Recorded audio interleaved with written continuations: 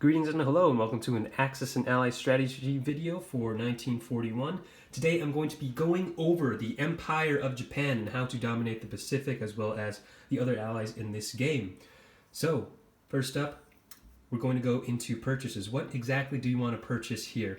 Here in this scenario, I have it to where the allies are really pressing their advantage on Japan, and they went all in. And this is the worst case scenario you could ever see yourself Japan turn one.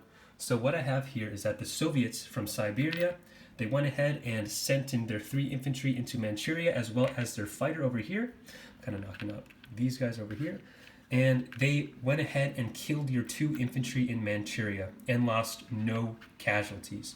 So that battle happened.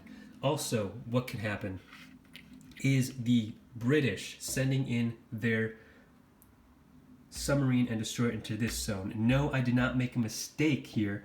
These are, in fact, British submarines and destroyers, not Japanese submarines. One came from Sea Zone 26, the other one came from Sea Zone 35, and they sent in a fighter to help in that battle, and they destroyed your navy there. So, what are we going to purchase in this scenario?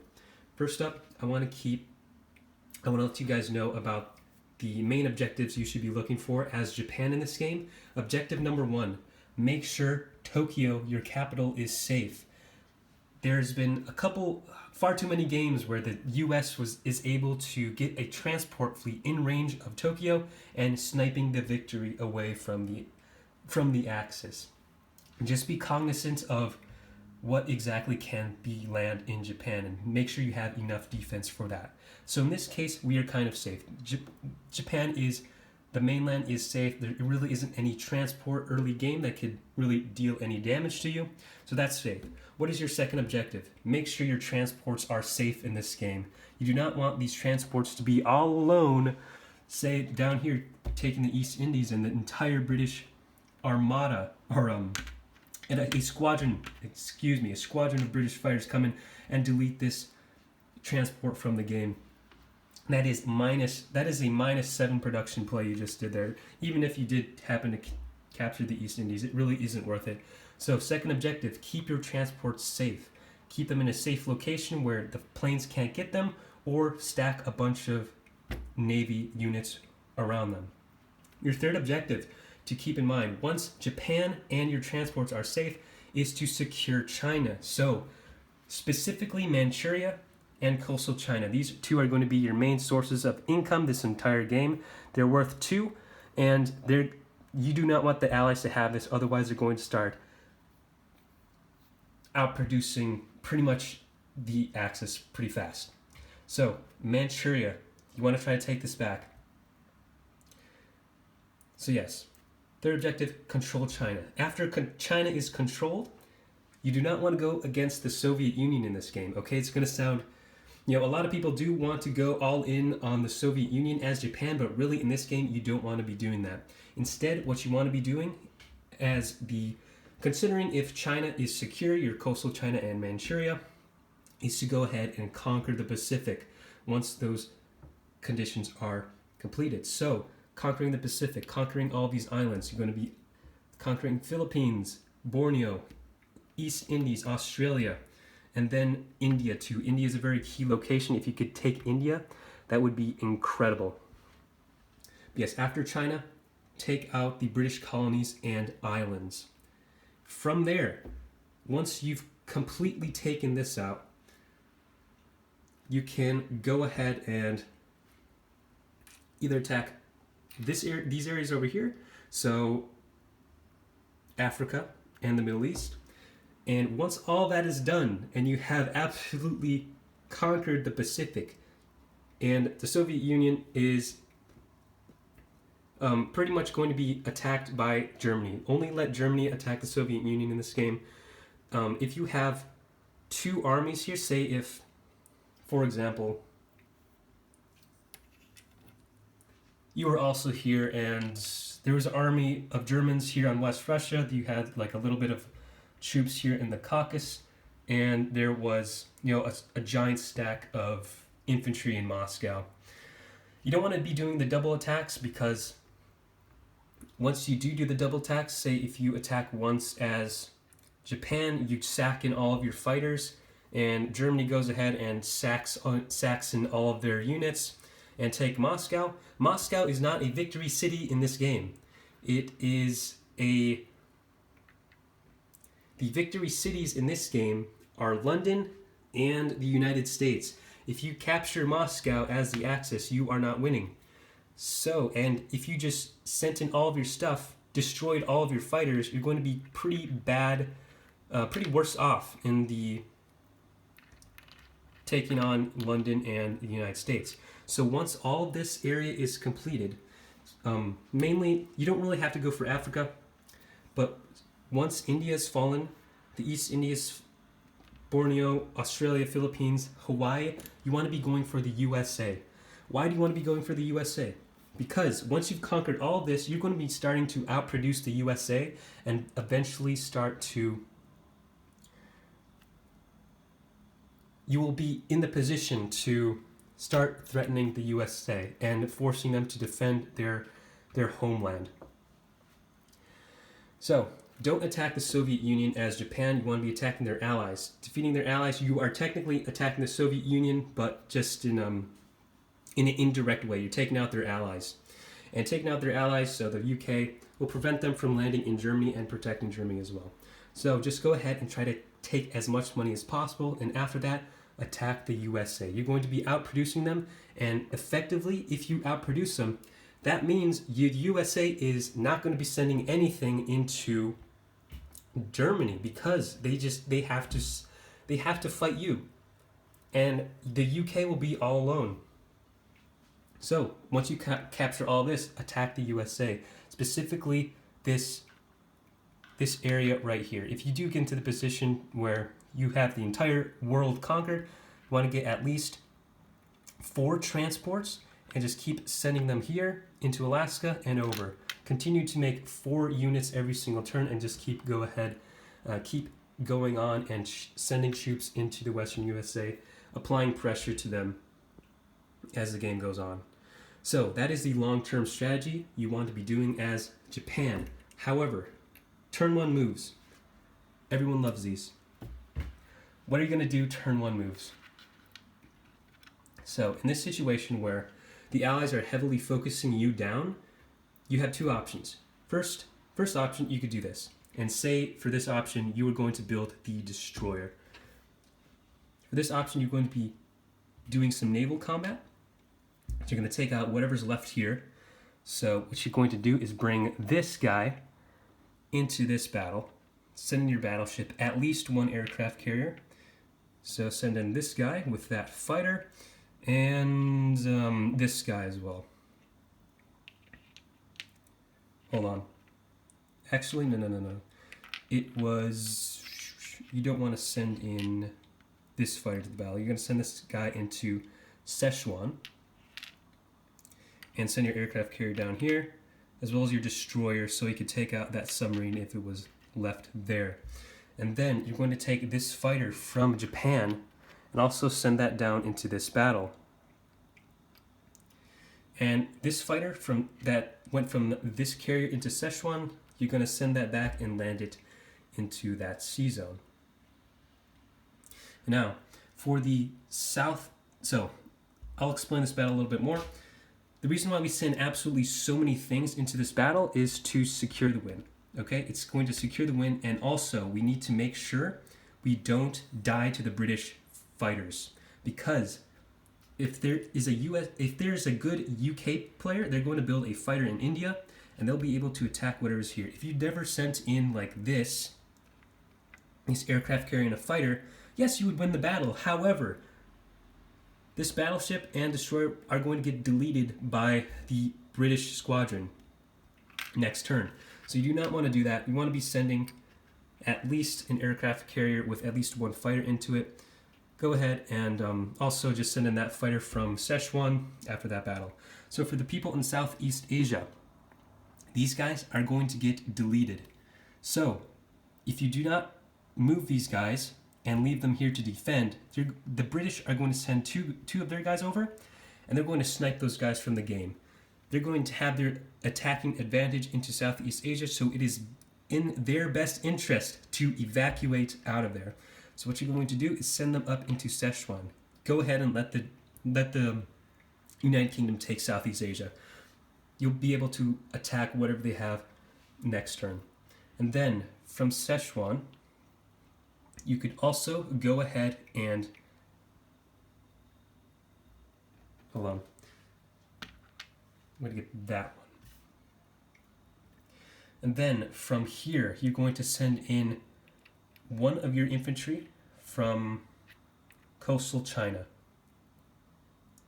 And then depending on how bad Manchuria is up here, you're going to send your last 2 transports, send them over here. And then you're going to take 4 of these guys from Japan, and you're going to send the tank into this battle. Take an infantry into this battle, and take the coastal China infantry into that battle as well. You could also go ahead and take these other 2 infantry, and you're going to put them in Siberia and not attack Manchuria with those guys. And then these 2 planes, you're going to go ahead and send them into Manchuria. And this bomber also is going to go into Manchuria. And hopefully, it is very unlikely that the Soviets will have 3 guys in Manchuria, but this is going to give you the best odds. So, let me explain this battle a little bit more. So why are we attacking Siberia here? Because we're going to be having a very small navy in C-Zone 45 that can be destroyed by the USA. So if we do not take Siberia this turn, that means, and we obviously can't attack Pearl Harbor. They could send in this, they could send in these 2 fighters, and that means they could send this bomber into this battle as well. So this bomber could go 1, 2, 3, 4, 5 and land in Siberia. So they could send in potentially this many units into C-Zone 45 right off the bat.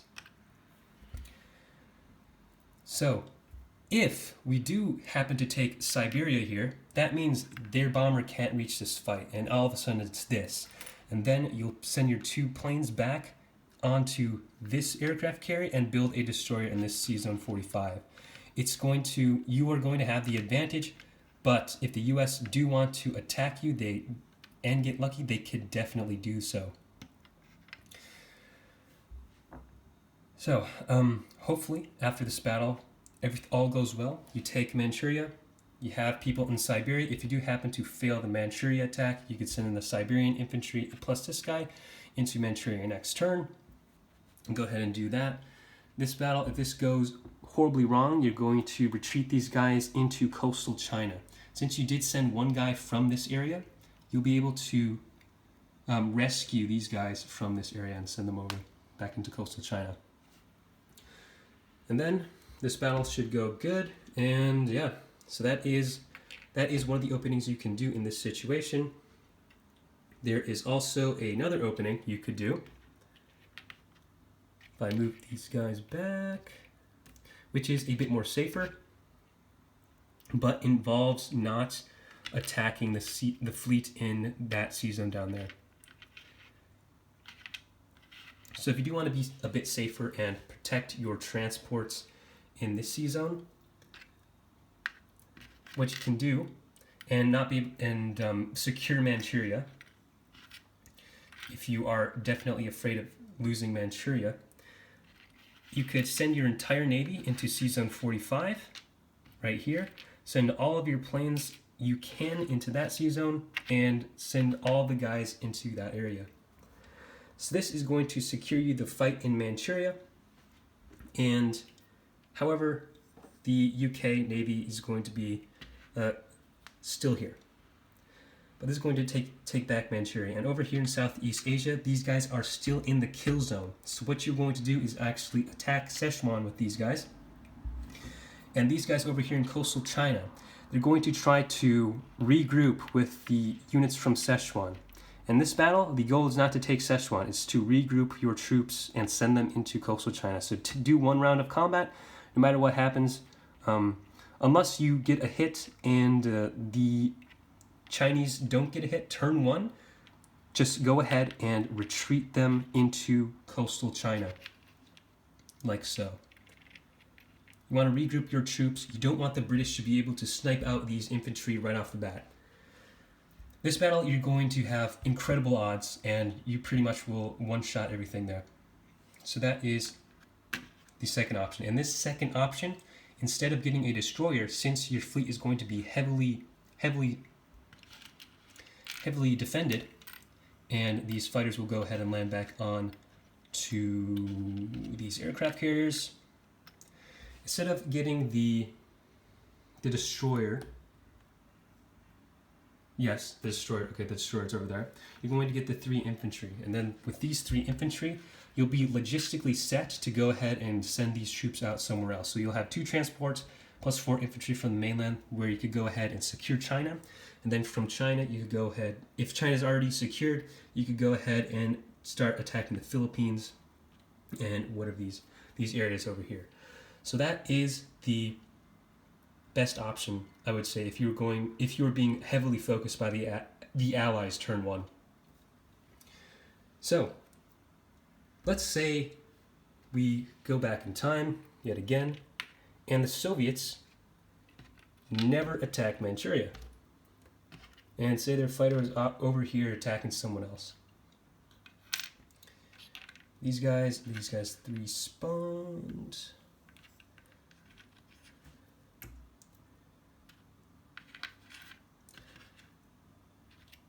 Okay. And the UK generally will always go for that battle.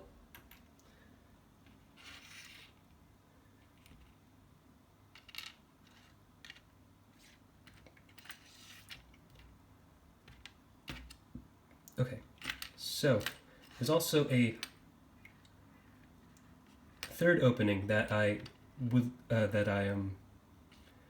is personally my favorite opening that I like to do, and this is considering that I have Manchuria safe, I have China safe already, I have the mainland of Japan safe, I have my transports safe. And the situation is looking like this. And the Soviets here, they have 3 guys here. If they have 3 guys, that's okay. If you have 3 guys there, go ahead and take your coastal China infantry and just go ahead and send at least 1 into Manchuria to protect that.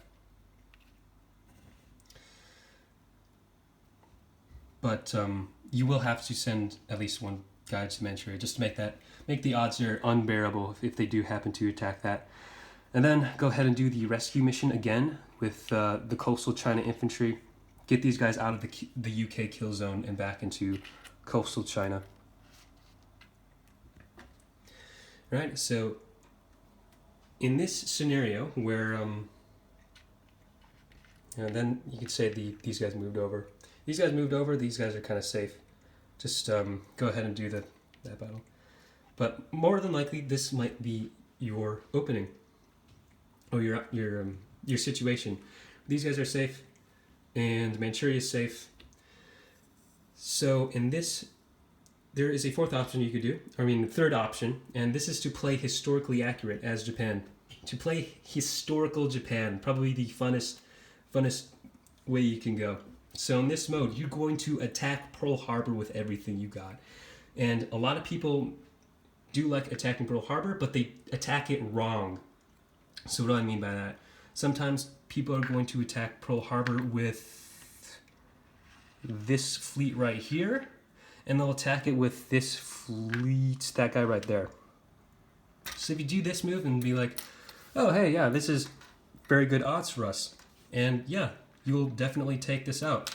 However, if the US player is good at the game, they are going to capitalize on this mistake that you did.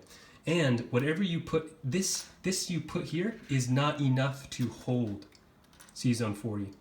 because this bomber can come over here, this submarine can come over here, this battleship, these two fighters and this aircraft carrier could come in. There's also another fighter over here that can also land into this battle. And it's going to be a disgusting win for the... Well, it's going to be kind of favored. It's favored towards the U.S. player, and the U.S. player should always be doing this to take out your fighters and Navy. Turn 1. You do not want to do this Pearl Harbor attack right there. It is just incredibly bad. Instead, what you do want to do is you do want to attack Pearl Harbor. However, you want to do it in a safe way. So all these guys, they'll still be able to attack you. However, what instead you are going to do is send in only these two fighters from this aircraft carrier. You're going to send this bomber from Japan.